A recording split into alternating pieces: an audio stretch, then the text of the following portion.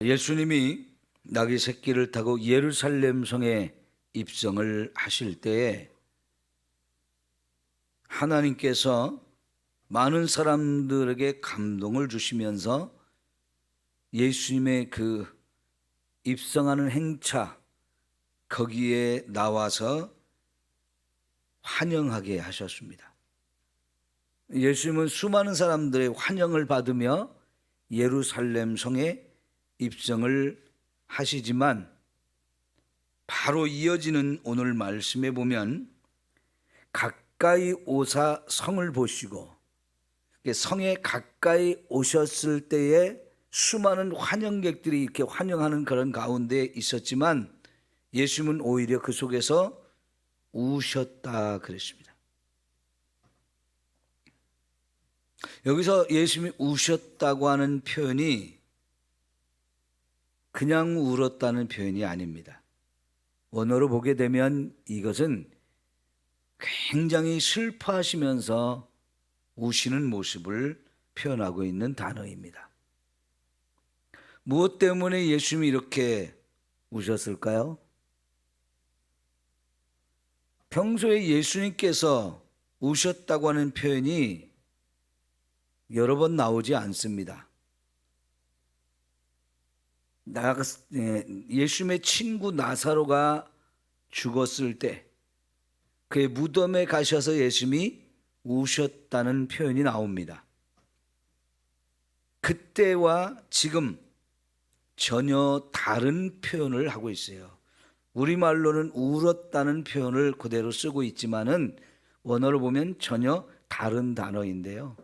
굉장히 슬퍼하시며 너무나 안타까워하는 그런 울음을 우셨다고 표현이 됩니다.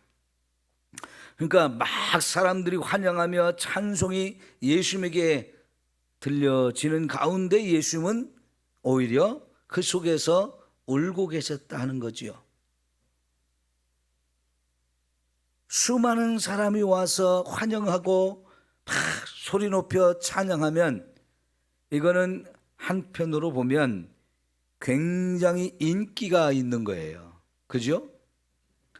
여러분, 예수님께서 마귀에게 처음 시험을 당할 때 마귀가 예수님에게 제안한 것이 뭐냐면 성전 꼭대기에서 수많은 사람들이 지켜보는 가운데 뛰어내리라는 거였습니다. 왜요?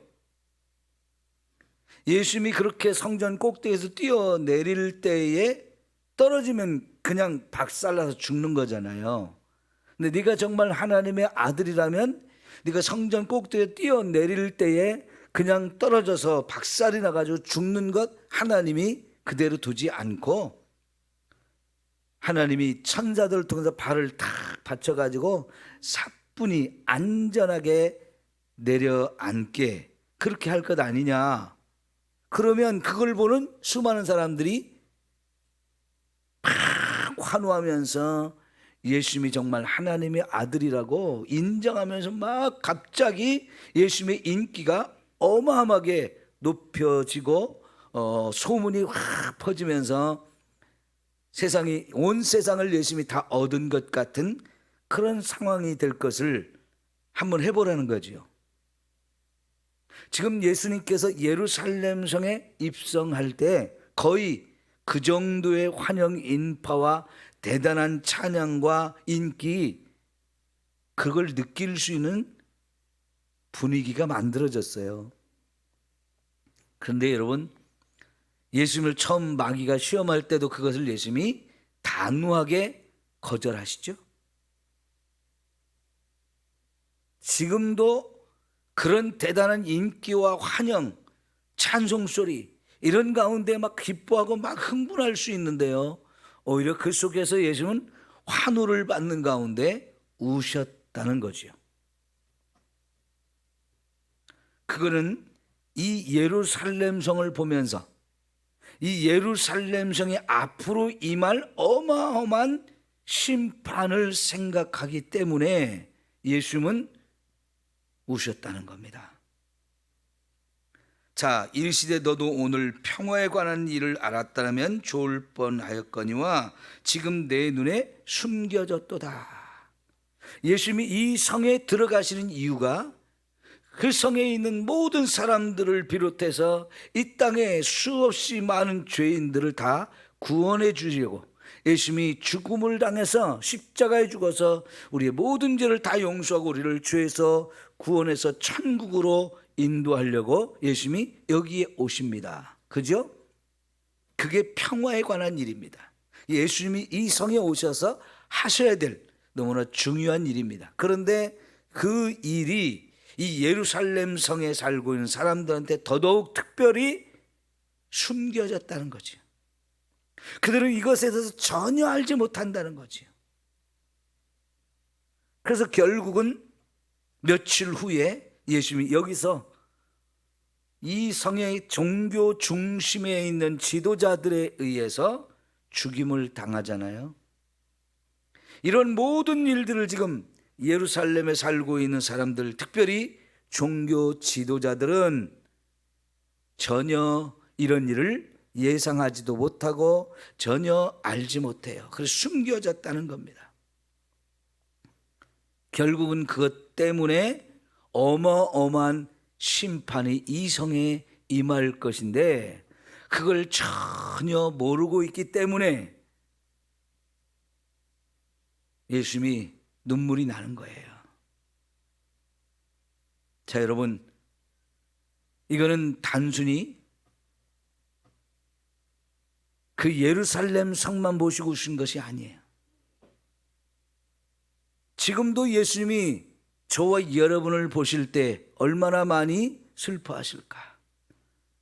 얼마나 많이 눈물을 흘리실까? 그런 생각을 우리가 해야 합니다. 왜냐고요? 저와 여러분이 여전히 하나님을 거역하면서 하나님의 마음을 아프게 하는 일들을 너무나 많이 하면서 살고 있기 때문이에요.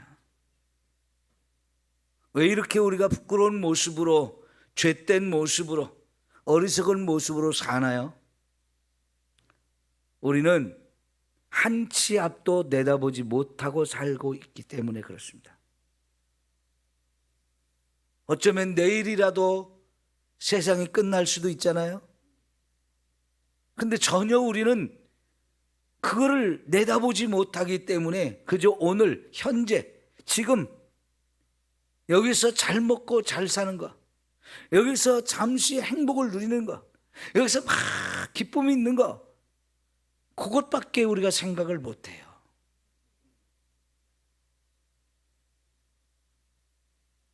이게 우리의 너무나 심각한 문제이다 보니까 지금 현재 하는 일도 이게 얼마나 무섭고 끔찍한 결과를 가져올지 생각을 안 하고 그냥 마구 살거든요. 지금 예수님을 막 환영하는 사람들 감사하지요. 너무나 좋지요. 그러나 그거 오래가지 않는 거라는 거죠. 예수님은 그런 것에 마음을 빼앗기지 않았어요.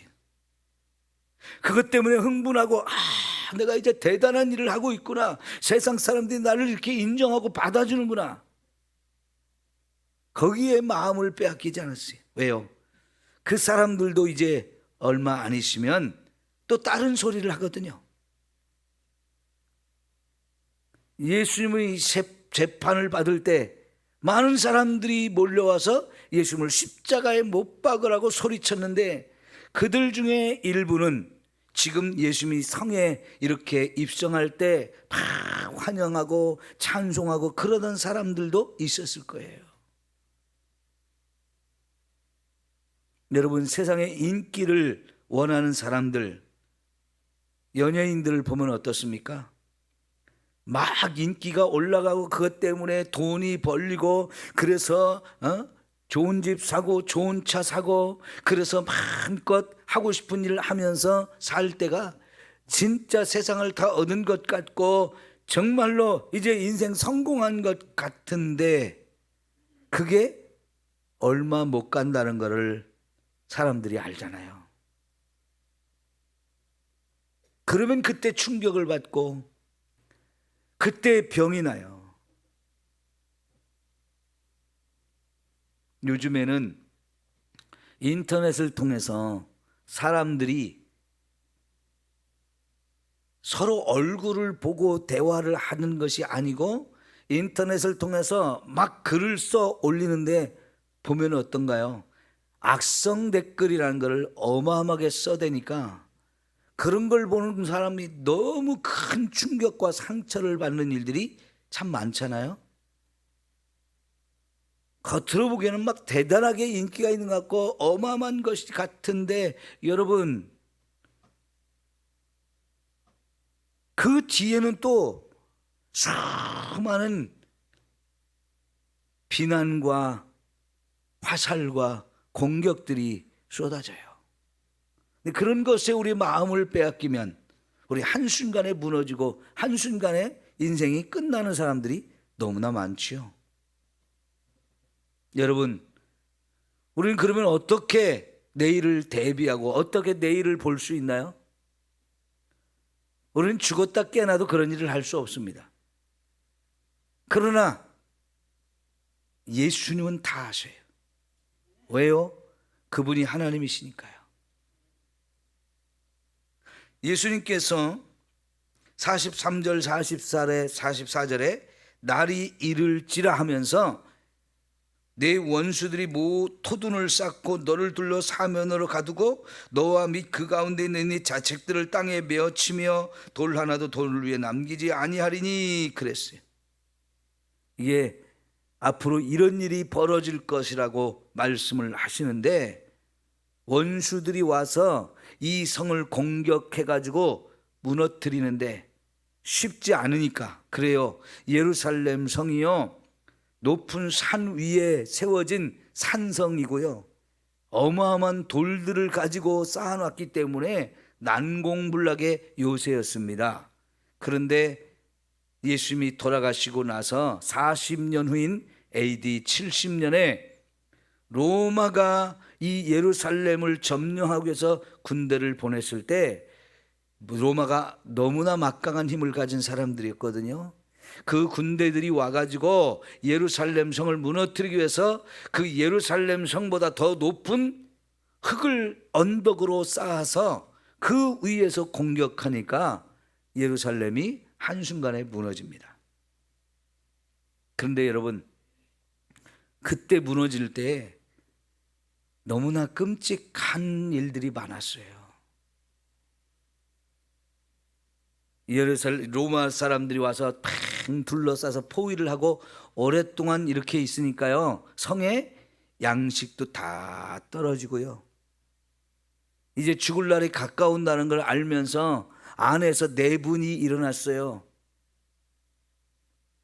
그냥 항복하자는 사람, 아니다, 끝까지 우리가 죽는 한이 있어서 끝까지 싸우다 죽자, 이런 사람들끼리 서로 안에서 내분이 나가서 서로 죽이고 서로 고발하고 난리가 났습니다. 안에서. 그래서 자기들끼리 죽이는 일들이 너무나 많았고요. 점점 떨어져가는 이 양식 서로 차지하려고 그 안에서 욕심을 부리면서 또 서로 죽이고 빼앗고 이런 비극들이 너무나 많이 일어났어요. 적이 죽이기 전에 자기들끼리 서로 죽이는 일들이 그렇게 많았으니 그곳은 완전 생지옥이죠. 생지옥. 그러다가 이제 완전히 멸망을 당할 때 여기 예수님 말씀하신 것처럼요 수많은 사람들이 돌 위에 사람을 던져서 혹은 내어쳐서 머리가 박살이 나고 몸이 부서지고 깨어지고 이러면서 죽었어요. 어린아이들을 그렇게 죽인다고 한번 생각해 보세요. 어린아이들의 발을 잡고 그냥 땅에다가 돌에다가 그냥 내려쳐가지고 다 박살이 나서 깨트려 죽인다면 이게 얼마나 잔인하고 무섭고 끔찍한 일입니까? 근데 그런 일을 누가 당했느냐? 하나님의 백성들이. 하나님의 성전이 있는 이 예루살렘에 사는 사람들이 그렇게 가장 끔찍하고 무서운 죽음을 당했어요. 모든 것이 다 불타버리고요 그 예루살렘 성과 그 안에 있는 모든 건물들이 돌 위에 돌 하나도 남지 않고 다 무너질 정도로 이렇게 심각한 파괴가 있었습니다.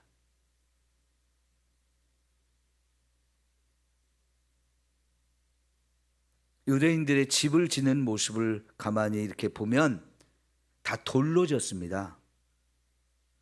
돌벽돌을, 어떤 건 큰 거, 어떤 건 작은 거, 다 돌들을 가지고 집을 짓거든요.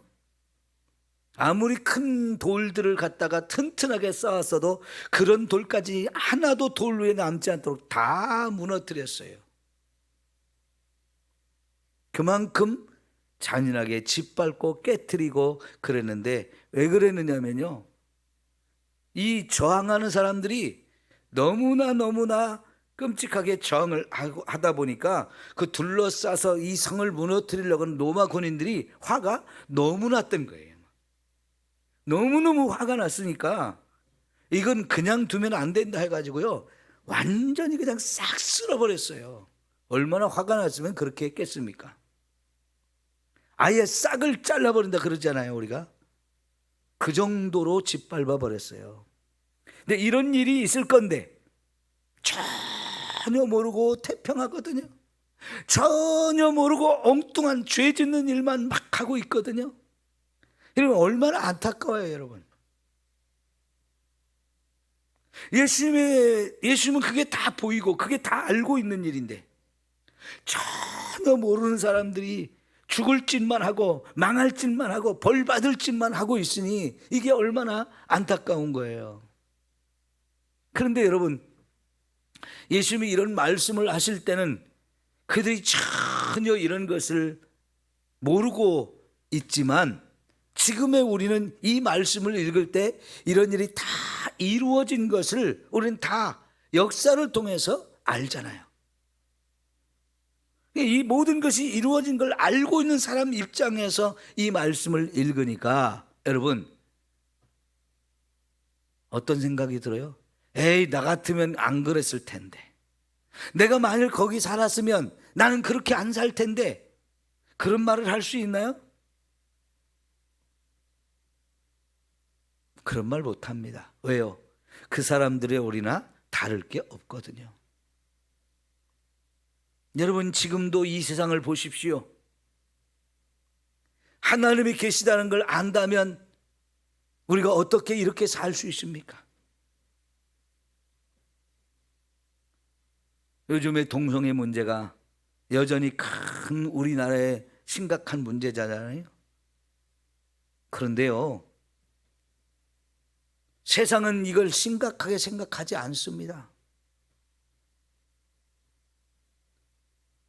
유엔의 인권위원회라는 게 있어요. 유엔의 인권위원회라는 게 있는데, 거기서 하는 일이 뭐냐?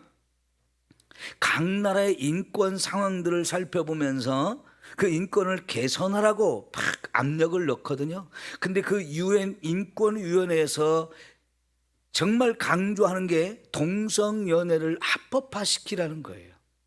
그리고 동성연애를 합법화시키는 차별금지법 같은 거를 만들지 않은 나라에 계속해서 압력을 넣어서 차별금지법을 만들고, 그리고 동성연애를 합법화시키라는 거예요. 그걸 유엔 인권위원회에서 자꾸 세계에 있는 모든 나라들 압력을 엄청나게 넣습니다. 아프리카의 우간다라고 하는 나라 대통령이 크리스찬이 되었습니다. 과거에는 참 끔찍한 독재자들에 의해서 고통스러운 일이 많았는데, 현재 우간다의 대통령은 크리스찬이에요. 그러다 보니까 동성연애를 반대하는, 그 동성연애를 강하게 처벌하는 그런 법을 만들었어요. 유엔 인권위원회에서 주장하고 압력을 넣는 거 다 무시해버리고요, 오히려 동성연애를 무섭게 처벌하는 법을 만들었어요. 그랬더니 미국의 바이든 대통령이 오바마 때부터 그랬거든요. 우리 너희들 지원 안 한다. 여러분, 전 세계에서 미국이 지원 안 해주면 정말 살기가 어려운 나라들이 많아요. 그래서 현재로도 미국이 많은 나라를 경제적으로 지원을 해주거든요. 우간다도 대표적으로 가난한 나라니까 지원을 해줘야 살아요. 그런데 그런 법을 만들었으니 지원을 안 해주겠다, 끊어버리겠다, 이렇게 압력을 넣는데, 그러려면 그래라. 우리는 굶어 죽어도 죄 짓는 일 그냥 못 보겠다, 이러면서 강하게 그 법을 만들었거든요. 여러분, 왜 미국의 대통령이 그런 법을 만들려고 그래요? 남의 나라한테? 세상이 그렇게 엉터리로 돌아가고 있어요. 힘 좀 있다고, 좀 잘 산다고, 가난하고 힘없는 나라, 악한 법을 만들어서 악한 나라로 만들려고 그렇게 강요를 하고 있단 말이에요. 우리나라도 왜 이 동성연애자들을 합법화시키는 이런 법을 만들려고 할까요? 유엔의 인권위원회에서 계속해서 우리나라에 그런 압력을 넣고 있기 때문에 그래요. 그래서 그런 동성연애를 합법화시키는 것이 뭐 잘하는 것이고 인권을 막 보장해주는 이런 일인 것처럼 막 포장해서 거기에 사람들이 다 그게 옳다고 박수를 치면서 그런 일을 해야 된다고 세상이 미쳐 돌아가고 있잖아요. 차별금지법을 반대하고 동성연애를 반대하는 거 언론에서 뉴스도 못 내보내게 하잖아요. 왜 누가 그렇게 했나요? 우리나라 인권위원회에서 기자들을 불러서 그렇게 만들었어요. 보도준칙이라는 걸 만들어서 동성연애 반대하는 일 전혀 보도하지 말아라. 아예 그렇게 준칙을 만들어서 언론사마다 뻥끗도 못하게 만들었어요. 찬성하는 얘기는 막 얼마든지 해도 돼요. 그런 법이 안 만들어졌어도 우리 아이들을 학교에서 너무나 그 더러운 동성연애를 가르치고 아이들한테 마음껏 섹스를 하라고 어린 아이들한테 그런 걸 방법을 가르치고요. 이런 세상이 돼버렸어요. 우리나라도요. 그러니 여러분, 이게 정상적으로 돌아가는 세상입니까? 하나님을 거역하고 하나님을 대적하고 하나님을 부정하는 그런 세상으로 가고 있잖아요. 노아 시대에 왜 하나님이 온 세상을 물로 심판을 해서 다 죽이셨습니까? 죄가 세상에 가득 찼기 때문이라는 겁니다. 그런데 지금도 그때와 비슷한 상황들이 되어져 가고 있는데 예수님이 말씀하셨어요. 예수님 재림하기 직전에 그 세상이 그렇게 될 거라고. 그래도 사람들은 그런 걸 개의치 않고 그저 먹고 마시고 시집가고 장가가고 사고 팔고 이런 것에만 관심을 갖는다고요.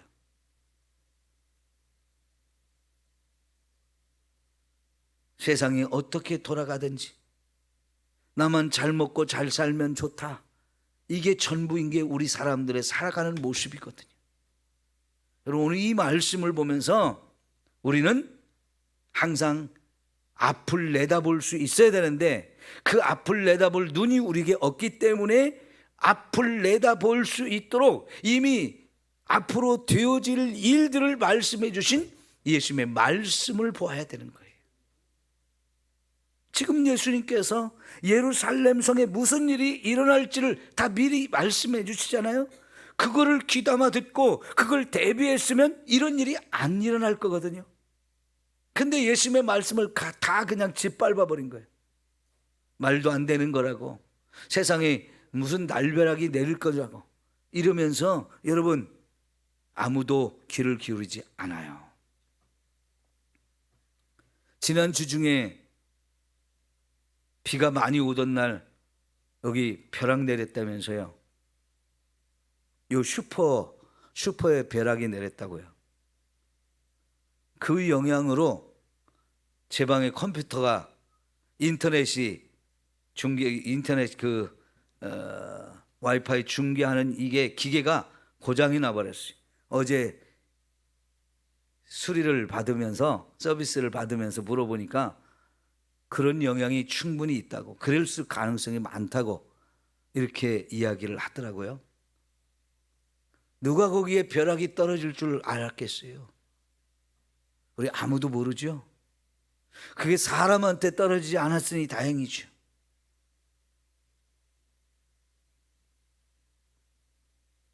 그 벼락이 떨어질 때 서지선 집사님이 교회 오셔서 기도하다가 깜짝 놀랐대요. 너무나 큰 소리가 나서.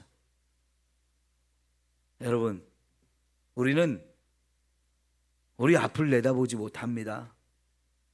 우리 앞에 무슨 일이 일어날지 몰라요. 그러지만 예수님이 말씀해 놓으셨어요. 우리 앞에 있을 일들을. 예수님이 세상을 주관하시는 분이고 통치하시고 다스리시는 분이에요. 그래서 우리 앞에 무슨 일이 있을지를 이미 다 알고 계시는 분이에요. 그분이 우리에게 말씀하신 걸 우리가 귀담아 듣고 그런 일이 내게 임하지 않도록 사는 것 중요하단 말이에요. 여러분, 오늘 우리가 어떻게 사느냐에 따라서 내일이 결정되잖아요. 그죠? 그래서 내일이라는 것이 우리가 모르지만 그거는 그냥 이루어지는 게 아니고 오늘 내가 어떻게 사느냐에 따라서 결정이 돼요. 그래서 오늘 하루하루를 살아가는 이 시간에 저와 여러분이 무슨 생각을 하고 어떤 일을 하며 사는지 이게 중요하단 말이에요. 그러면 하나님을 기쁘시게 하는 일, 하나님 우리를 인정할 수 있는 삶을 살아야 돼요. 잘했다 칭찬하면서 인정할 수 있는 삶을 살면 세상이 무너져도 우리는 괜찮아요. 왜요? 하나님이 저와 여러분을 거기서 구원하실 것이기 때문에. 그러나 세상이 멸망할 때 우리도 함께 멸망할 삶을 살면 그거는 심각한 거죠. 세상이 멸망할 때 나도 같이 멸망할 수밖에 없는 일이 되어진다면 이거는 안 되잖아요. 그래서 여러분, 저와 여러분이 하나님의 말씀을 부지런히 읽어야 되고 부지런히 그 말씀을 따라 살 때 내일 당장 주님이 오셔서 온 세상이 멸망한다 할지라도 하나님은 저와 여러분을 인정하면서 구원해 주시는 이 놀라운 은혜를 우리가 힘입는단 말이죠. 그렇게 살아야 합니다. 예수님이 이 말씀을 하시고 나서 40년 후에 이 말씀하신 일이 그대로 이루어졌어요.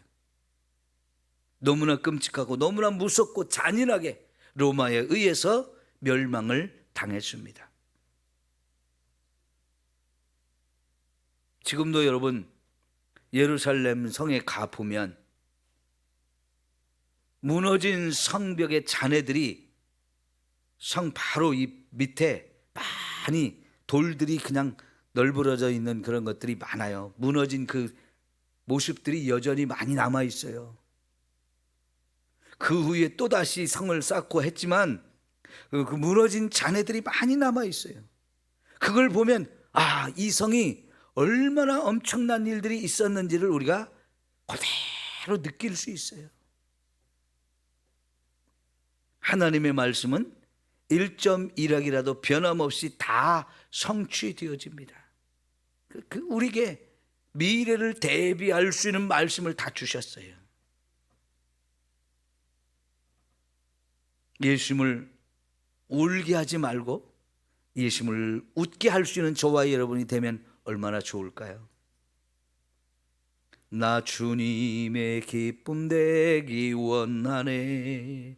이 찬송가 가사처럼 정말 저와 여러분이 예수님이 기뻐할 수 있는, 저와 여러분을 보면서 잘했다 인정해 주고 칭찬받을 수 있는 이런 삶을 우리가 살아야 합니다.